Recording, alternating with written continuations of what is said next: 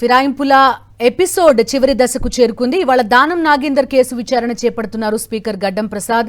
దానంపై 2 అనర్హత పిటిషన్లు దాఖలయ్యాయి. దానంపై పాడి కౌశిక్ రెడ్డి, ఏలేటి మహేశ్వర్ రెడ్డి పిటిషన్ దాఖలు చేశారు. 2 పిటిషన్లపై ఈ రోజు స్పీకర్ విచారణ చేపట్టనున్నారు. పిటిషనర్లను క్రాస్ ఎగ్జామిన్ చేయనున్నారు దానం అడ్వకేట్లు.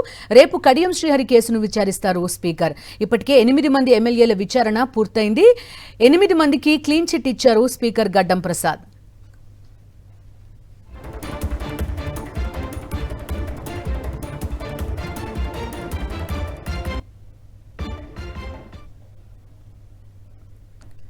మంచిర్యాల జిల్లా క్యాతన్పల్లి మున్సిపాలిటీ బంద్కు బీఆర్ఎస్ జిల్లా అధ్యక్షుడు బాల్క సుమన్, సిపిఐ నేతలు పిలుపునిచ్చారు. నిన్న రాళ్ల దాడి నేపథ్యంలో తమ విధులకు ఆటంకం కలిగించారని సుమన్తో పాటు మరికొంతమంది నేతలపై పోలీసులకు ఫిర్యాదు అందింది. దేవాపూర్ ఎస్హెచ్ఓ గంగారాం ఫిర్యాదు చేశారు.